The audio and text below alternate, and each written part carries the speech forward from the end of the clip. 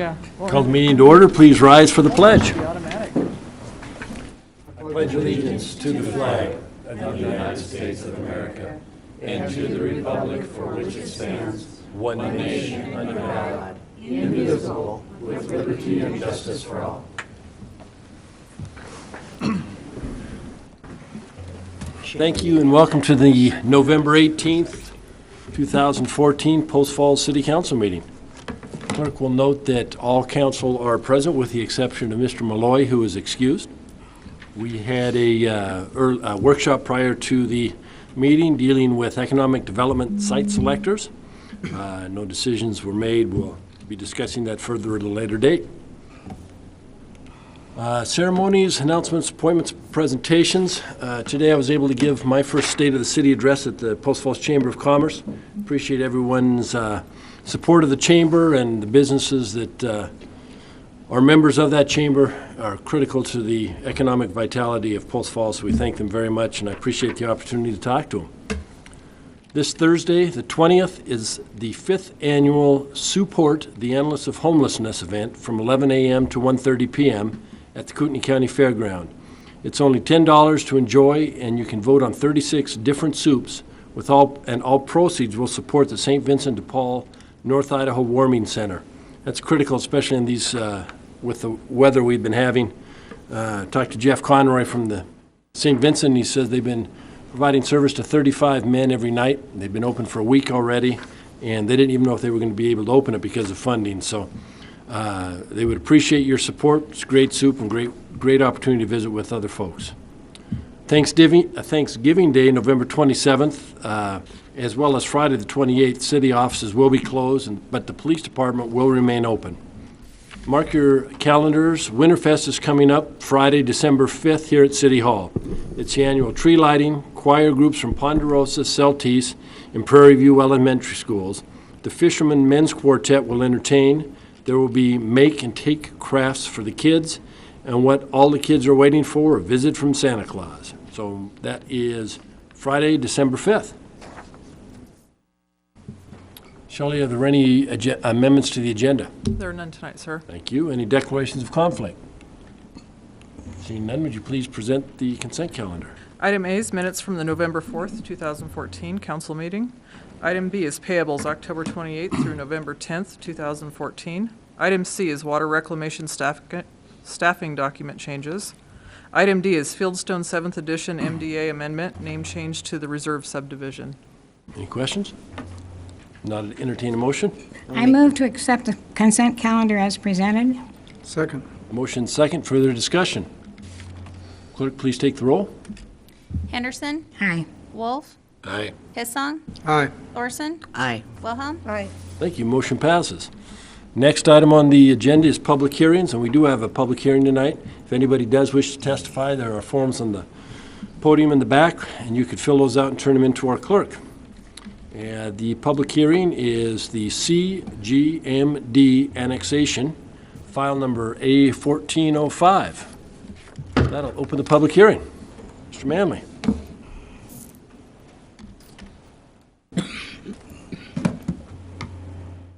Good evening, Mayor and City Council. John Manley introducing the CGMD annexation. The applicant is CGMD LLC. I've gotten some inquiries on what that acronym stands for. I asked the applicant's representative. Neither one of us knows exactly what that is, but that's the company that's applied for this. The requested action is to review and approve the proposed annexation of approximately 2 acres with the requested zoning of R1 single-family residential. Also, would like to bring to light that the Planning and Zoning Commission did forward this with the recommendation of the R1 designation. The location, as you see here on the asterisk, is just east of Keong Court, west of Seeley Street, and north of Maplewood Avenue. Here in the hash box, you can see in a little more with a little bit more designation just east of that yellow, which would be the R1, which would be in the city. That black box actually is the city boundaries. As stated, the approximate size is 2 acres. The current land use is residential, with the water and sewer both being provided by the city of Post Falls. So this time, this would be the introduction by staff. Thank you. And is the applicant here to speak? Yes, the applicant is. Shelley, you want to start the clock?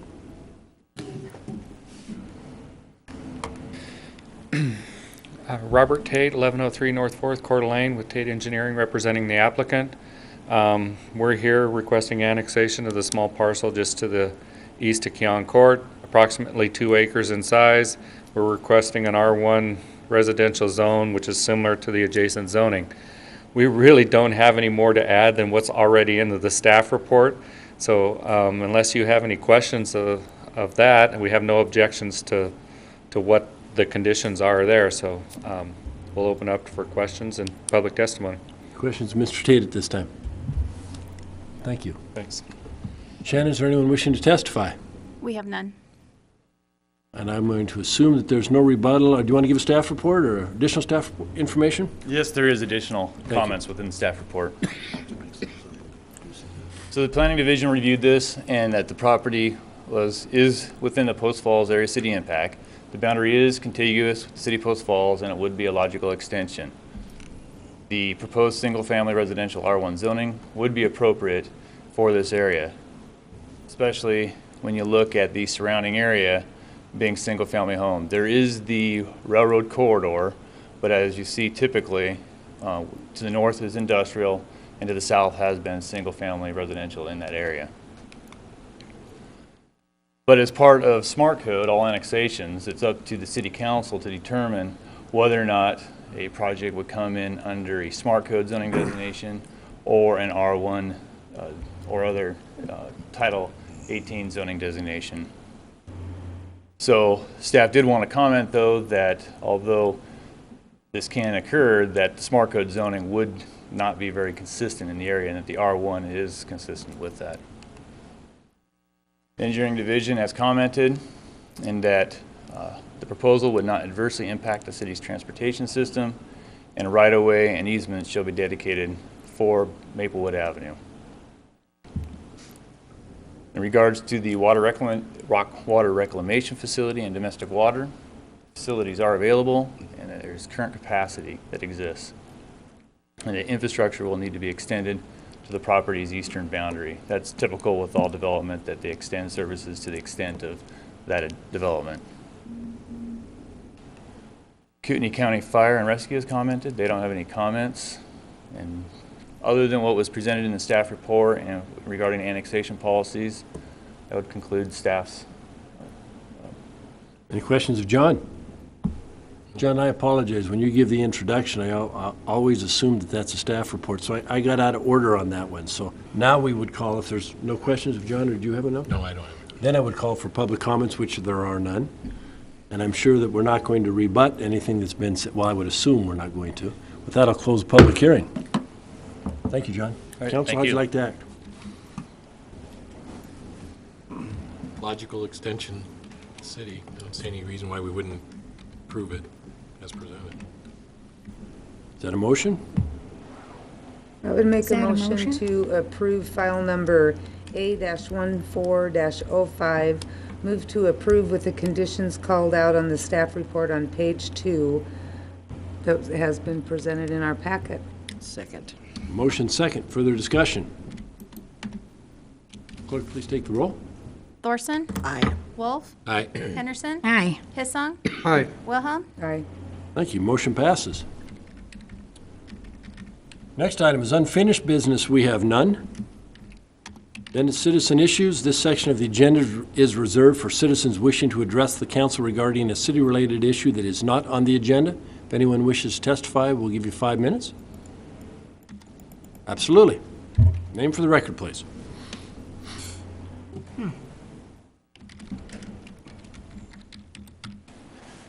Bob Flowers, good evening, Mr. Mayor, Council. I just have an observation that I'm kind of curious about. I just drove down Ponderosa, and it's completely chewed full of holes and barricades everywhere and all this asphalt looks like it's needing to be replaced. And also on First Street, right close to my house, they just tore up a whole bunch more of the street there today. And I'm wondering how they plan, what is the plan on replacing all these asphalt that these folks are tearing up right now in this weather, in middle of November, if the batch plants are closed? How do they plan on repairing these streets? And I'd really like to have an answer, because it's a mess right now. It was kind of a nightmare going down Ponderosa this evening, because I couldn't quite figure out this. It said one-lane road, and suddenly there was a car coming at me, and I went to stop. Anyway, I'd just like to know how they plan on repairing these roads before the weather really sets in. I don't know how they plan on doing it, but we live on Ponderosa Loop, and we have to go out maybe 2 or 3 times a day, and they are doing a tremendous, wonderful job. If it's, usually at night they have those cones down. Yes. If they don't, they have people standing at one end and the other stopping traffic. We are just amazed at what they're doing and how well they're doing It's not unsafe. I'm just It's not wondering how they unsafe. plan on repairing these roads. Well, Shelley, can they're you doing a have- good job. Could you, Mr. Porter, or someone get that? Well, this info? work's Bill? not being done by the city, is it? I believe it's being done by Avista or Kootenai A Electric. Vista? Bill? Thank you. You bet. The work that is being done by Avista, the batch plants aren't completely shut down. The temperatures are restricting some of our abilities to pave. Avista is coming into some of these areas this week and paving a thicker section of asphalt, which allows them to drop down to a little bit lower temperature. There are some of the cuts that they're doing this week that they probably won't get paved with permanent asphalt. They will come in and put in a patch. They'll be back in the spring to remove those and replace them as well. No road cuts are allowed in the city after the 21st, which is this Friday, I believe. So we're still in the area where they can road cut. We're pushing them hard to get things wrapped up, but we do recognize that they'll need to come in the spring, remove some of the temporary patching that's currently underway, and put permanent patches down. So, Thanks, yes. Bill. Skip? They've been doing some in my neighborhood, and my question is, to yesterday they were doing some asphalting just down the street, and it was, 21 degrees or something. Who gets to decide which ones get pulled up in new asphalt in the spring, them or the city? It would be the city. Okay. And we're planning on So having. if people have concerns and complaints, bring them in next spring. You guys will go out and determine whether it's new asphalt or acceptable. Right, absolutely. And we've Okay. told them we're going to core certain locations as well to look at the integrity of the asphalt, also to confirm compaction of that asphalt. thank So you. there's things we can do with that. Thanks, Bill. Yep. Anybody else? Next item on the agenda is new business. We have none. Ordinances and resolutions, we have one. It's a resolution adopting city kinds and levels. Move to approve the resolution adopting city kinds and levels. Second. Motion second. Further discussion. Clerk, please take the roll. Wilhelm, Aye. Hissong, All right. Henderson, Aye. Wolf, Aye. Thorson, Aye. Motion passes. Thank you. Next, administrative staff reports. Update on 12th Street speeding issue. Chief. Mayor, Council, good evening. Just wanted to real briefly give you an update on the 12th Street issue. You may remember that Mr. Armstrong came in and saw us in October with some concerns about speeding on 12th Street. Since that meeting, we have done several things that I wanted to make you aware of. First of all, we have had many patrols in that area. We've logged over 20 patrols where patrol cars have gone up there and sat and spent time. We have made a total of 6 traffic stops, which is not a whole lot in a 2-week period with all the time we've spent up there. We've issued 0 citations and had 0 written warnings. So there hasn't been a real problem that we've seen in a 2-week period with speeding. The other thing that we've done is we've partnered with engineering. We've gone on site on 2 occasions and had the opportunity to look at the proposal that Mr. Armstrong and the neighbors presented to the council in October. and also just get a chance to look at the road. You can see this picture here. We've got a new speed sign, 25-mile-an-hour speed sign right ahead of a 20-mile-an-hour school speed sign. So we've put up a speed sign in along 12th Street there to try to encourage people to slow down. The other thing that we have done, let's see if I can, is engineering actually went up and did a speed study up there, and these are the results of the speed study, and I want to just spend a couple of minutes and just go over them. You can see on the west end there, they had a volume of 800 vehicles a day going through over the tubes there. The posted speed's 25. The 85th percentile of their study was 26 miles an hour, which is consistent, which we would expect to see. We had 2.4% of the drivers that were over 30 miles an hour, or a total of 55 vehicles. And vehicles between 37 and 43, which was the fastest speed, there was 3 of them in 3 days. So those numbers that we're seeing are not inconsistent with other locations that we would see throughout the city. When you look at the east end, obviously a little bit more volume, vehicles per day. 85th percentile is 29 miles per hour. We had 7.3% of the vehicles over 30 and 14 total between 37 and 41 miles an hour. So I think that gives us a lot of good information to know where we're at over a 3-day period. I'm not here to say that there's not a problem with speeding in that street. It's something that we certainly want to continue to patrol, and then we're also going to do another survey at a future time just to see where we're at as far as a benchmark goes. But I really feel comfortable that we're addressing the problems. We've been up there and met face-to-face with Mr. Armstrong. We have given him a conduit to get a hold of us if he sees more problems. But personally, I feel comfortable with what we're doing, and just wanted to make sure that you were aware of what we're doing and give you the opportunity to ask any questions if you have any. Thanks, Chief. We appreciate your attention. Obviously, just having your department up there is going to have a bit positive influence on the way people drive. So, Yeah. Any questions, Chief? I'm just assuming that you shared this information with Mr. Armstrong. We've That's what met he said. twice. We've met twice with Mr. Armstrong. I don't think we've actually given him this study. This study just came out yesterday or the day before, within the last couple of days. But we will make sure that we go back up and meet with him face to face and get him this information and ensure that he has it. Great. Okay. My question is, you have 17 vehicles that were going a minimum of 10 to 15 miles over the speed limit on both ends. How many of those resulted in a speeding ticket? This information here is from the tube counters that Passive, engineering okay. did. So they happened to be traveling that road at that speed when we weren't there. So there wasn't any citations. Had they been traveling those kind of speeds and we were there, we would have had citations issued, but we don't. So I don't want to come across that this problem is solved and it's over. We're going to continue to work on it just like we do on all the streets. And we'll continue to do another study down the road and see where we're at, but this is where we're at today. Because 17 people traveling those kinds of speeds by a school It's too fast. is way too fast. Yeah. Yep, it's too fast. Thanks, Chief, and appreciate your follow-up on it. You bet. Shelley, any other staff reports? The only thing I wanted to bring up was the workshop for December is being moved from the second meeting in December to the first meeting in December, so it's December 2nd.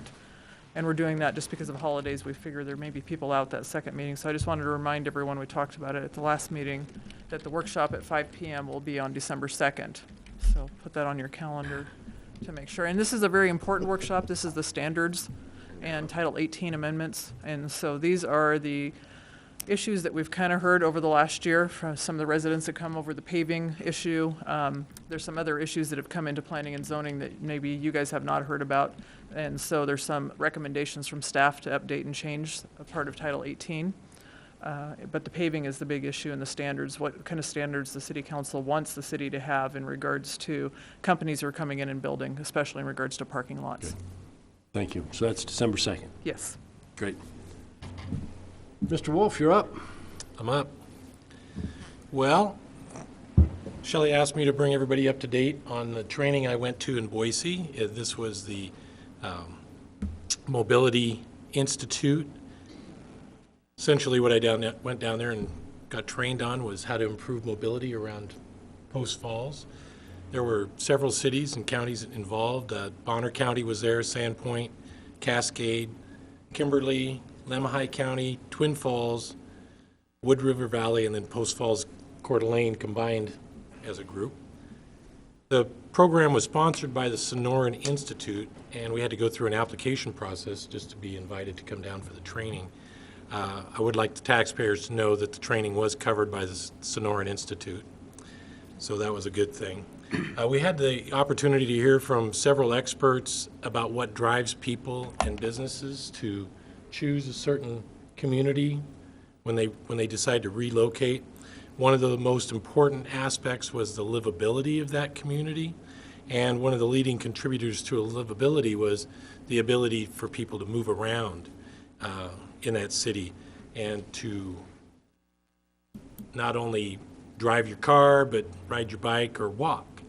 So a lot of the things that we found out were that more and more people want to be able to ride their bike to work or ride to, around their city. They want to be able to walk to the local grocery store to get a gallon of milk. And these things are important. They encouraged us as we go through the process of approving subdivisions and looking at upgrading our road system that we keep these kind of things in mind. And one of the important things that I took away was Post Falls has already been doing this really well. And Greens Ferry Overpass is a great example of that. We're building this overpass not just for cars. We're building this overpass with sidewalks and a bike lane that'll connect the Centennial Trail to the north part of our city. And that's what this is all about. It's trying to connect things so that people can move about your city in whatever form and fashion that they want to. One thing that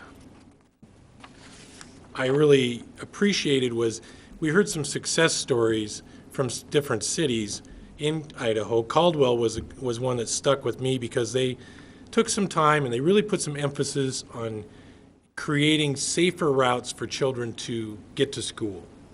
Put up flashing lights at crosswalks, repainted the crosswalks so they were more visible, improved routes for the kids to go and come back home from school. And they saw a 30% increase in kids that walked to school. And from my perspective, I think that's great. That's just that many less car trips that parents have to make, busy around a school that's full of kids anyway. And it gets those kids out, gives them a little bit of exercise getting to and from school every day. So something like that would be something that would be beneficial to Post Falls. We heard about how to work better with ITD and some of the other groups that deal with transportation issues. We had the opportunity to walk around Boise a little bit and see some of the things that they've done in their city. We had the opportunity to also work with the representatives from Coeur d'Alene, and I might add that Bill was in our group down there, along with Hillary, who now, when she went down, she was working for Post Falls, now she's working for Coeur d'Alene. But it was great to have that synergy, that camaraderie, I guess, with Coeur d'Alene and open up some lines of communication so that when they start to work on a project, they might gain some information that they can share with us, and the same going both ways. And one of the pieces to this training was to bring a project that we could kind of work on, get started on. So because we were a joint group, we talked about the Southeast Corridor. And Coeur d'Alene is already starting kind of on their end. But just some of the things that came up in that discussion was we've got a great Centennial Trail for bikes that goes from Post Falls to Coeur d'Alene. But there's only one place between Post Falls and Coeur d'Alene where you can get on or off the trail. So if we could connect even to the trail better for some of those residents along the Southeast Corridor, that would be one thing. We talked about a lot of different things. It was a great time to be there. My biggest takeaway, again, was that we're already doing a lot of great things in Post Falls. I'm a motorist. I'm also a cyclist. I ride over 2,000 miles a year around this city. And one of the things that frustrates me is when I'm in a nice, safe bike lane and it comes to an end. And now I'm out there riding with my fellow motorists who aren't as courteous always to us cyclists as I might be. But the thing I took away was, as much as we're doing a lot of these good things, we just need to really step back and start focusing on some of the connectivity. Getting some of these nice wide bike lanes, these bike paths, even the sidewalks, better connected. So that somebody that takes off from their home on their bike can make their way all the way through town without feeling in danger at any time. Or somebody that says, you know what, I'm going to walk to the grocery store. Doesn't run into the same thing. They've got a nice wide sidewalk in front of their house or through their neighborhood, and they get within a block of the grocery store and there's no place to walk. So, and we saw that even in Boise, where we were walking along. Nice, beautiful street, 4 lanes of traffic, bike lanes, sidewalks. We walked about 3 blocks, no more sidewalk. And that's the kind of thing that I think that we should step back and take a look at. And obviously, I'm energized from going to the training. I'd be the first one to step up and be a part of a group that would look at some of this connectivity. So that's what I took away. If anybody has any questions, be happy to answer any questions. Anybody at home, if you have questions, feel free to contact me through the website or the city's website and my email address. Happy to answer any questions. Thanks, Alan. Appreciate your time and willingness to participate and update us. Any other council comments? Jerry. Today was the monthly meeting of the Greens Ferry Citizens Review Board, and I think we've been meeting for about 2 or 3 months.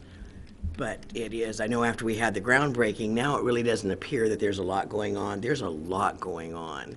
But the next thing that the public should see is by the second week of December, work will begin in the median of I-90 to lay the foundation, the basis for the pillar, for the overpass, the pillars that will be start being constructed in the springtime.